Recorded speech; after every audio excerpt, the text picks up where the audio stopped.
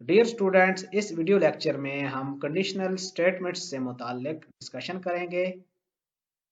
बाज़ औक़ात ऐसे होता है कि हमें मुख्तलिफ कंडीशंस की बेस पे मुख्तलिफ किस्म के एक्शंस परफॉर्म करने होते हैं और ऐसा करने के लिए हमें इफ़ की स्टेटमेंट का सहारा लेना पड़ता है। इफ़ की स्टेटमेंट पैरेंथेसिस में मौजूद कंडीशन को एवेलुएट करती है और अगर रिजल्ट ट्रू आ जाए तो ब्लॉक ऑफ कोड एग्जीक्यूट हो जाता है। फॉर एग्जांपल, हमारे पास एक वेरिएबल है एज। हम यूजर से इनपुट लेते हैं एज की कि आपकी एज क्या है। जो भी यूजर इनपुट देगा वो इस एज के वेरिएबल में स्टोर हो जाएगी। इफ एज लेस देन 25, अगर ये कंडीशन ट्रू हो जाती है, यानी वैल्यू यूजर एक ऐसी प्रोवाइड करता है जो 25 से कम हो, तो ये वाला ब्लॉक ऑफ कोड एग्जीक्यूट हो जाएगा और अलर्ट डायलॉग बॉक्स में ये वैल्यू लिखी हुई होगी, यू आर एलिजिबल। अभी हमारे पास जो ये कंडीशन लगी हुई है ये तो बहुत सादा सी है, लेकिन यहाँ पर आप कम्प्लेक्स किस्म की कंडीशंस भी लगा सकते हैं।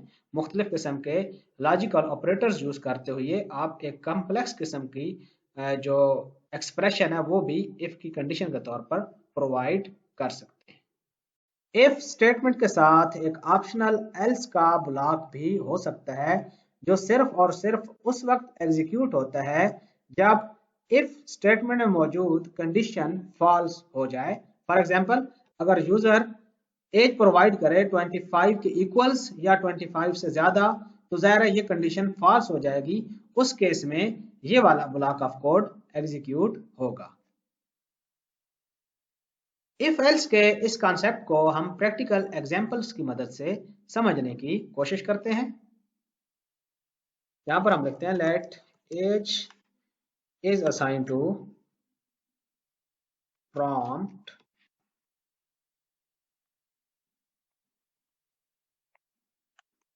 please enter your age if age less than 25 document dot write you are eligible।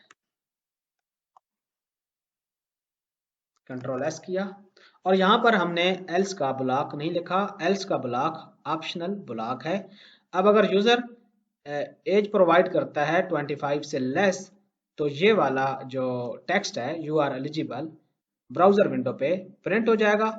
और अगर एज इक्वल्स टू या ग्रेटर देन 25 होगी तो ये वाला मैसेज प्रिंट नहीं होगा और ब्राउजर की जो स्क्रीन है वो एम्प्टी होगी। इसको हम रन करके देखते हैं।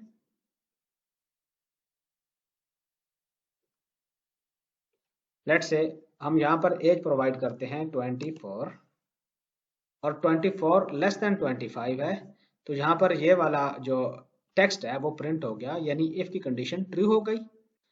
और अगर हम यहाँ पर वैल्यू देते हैं लेट से 25, तो 25 के केस में ये कंडीशन फॉल्स हो जाएगी। अब यहाँ पर कुछ भी प्रिंट नहीं होगा।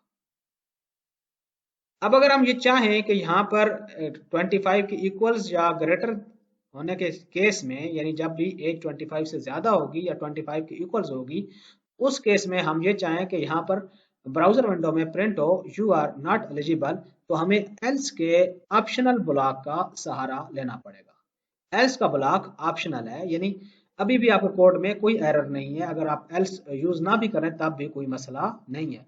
एल्स आप तब ही यूज करेंगे जब आपको उसकी जरूरत होगी।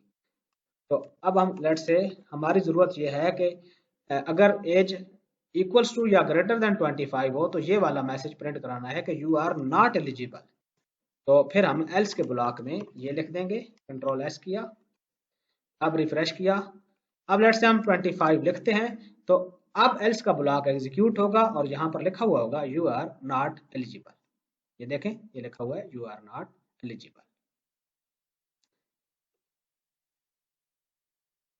बाज़ औक़ात हमें एक कंडीशन के बहुत सारे वेरिएंट्स को टेस्ट करना होता है उस केस में हम इफ एल्स क्लास यूज करते हैं।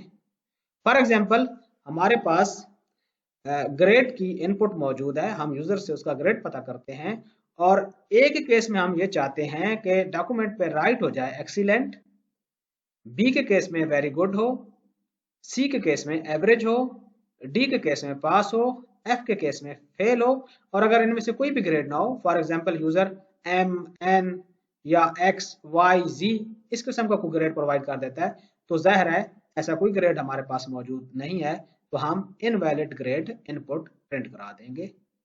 तो अब हमारे पास बहुत किस्म के वेरिएंट्स हैं एक कंडीशन के, तो ये सारा काम हम एल्स इफ के थ्रू करेंगे। यहाँ पर आप देख सकते हैं if, else if, else if, else if, else if, और आखिर में हम एल्स लिखते हैं। एल्स का ऑप्शनल जो है वो ब्लॉक भी यूज कर रहे हैं कि अगर इन सब कैटेगरीज में ग्रेड फॉल नहीं करता ए से लेकर एफ तक, तो आपने अलर्ट कराना है इनवैलिड ग्रेड। और हम यहाँ पर अपनी एग्जांपल में डॉक्यूमेंट डॉट राइट लिखेंगे।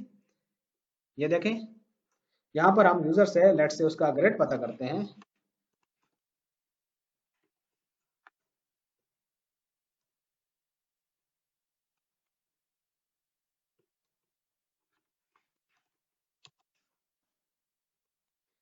और अगर ग्रेड ए है, यूजर कैपिटल में भी इनपुट दे सकता है, कैपिटल लेटर में भी, और जाहिर है वो स्मॉल लेटर में भी इनपुट दे सकता है। यहाँ पर हम आर लिखेंगे और फिर लिखेंगे ग्रेड इक्वल्स, लोअर केस में ए लिख दिया, तो हमने यहाँ पर प्रिंट कराना है डॉक्यूमेंट डॉट राइट। अलर्ट भी आप करा सकते हैं, लेकिन हम डॉक्यूमेंट के पे राइट कर रहे हैं, यानी वेब पेज पे या ब्राउजर की विंडो पे राइट कर रहे हैं, तो उसके लिए डॉक्यूमेंट डॉट राइट यूज होता है, एक्सीलेंट। और अगर ऐसा नहीं है तो एल्स इफ, क्योंकि हमारे पास बहुत ज्यादा वेरिएंट्स हैं, तो हम अब उन सारों को वन बाय वन टेस्ट करेंगे यूजिंग एल्स इफ क्लास। यहां पर हमने लिखा बी, बी,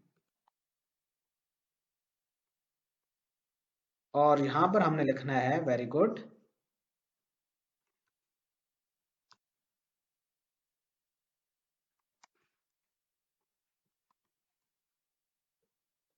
और अगर ग्रेड सी हो, अपर केस सी, लोअर केस सी,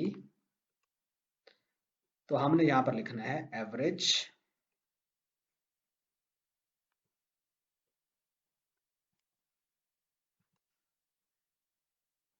और अगर हमारे पास जो ग्रेड है वो डी आए, यानी यूजर इनपुट में डी प्रोवाइड करे, तो हमने यहां पर लिखना है पास। और अगर हमारे पास ग्रेड आए एफ, तो हमने यहां पर लिखना है फेल। और अगर इनमें से कोई भी ग्रेड ना हो, तो हम एल्स का ऑप्शनल ब्लॉक भी यूज कर सकते हैं, और हम यहां पर लिखेंगे इनवैलिड ग्रेड या इनवैलिड इनपुट। कंट्रोल एस किया। अब हम इस पेज को रिफ्रेश करते हैं।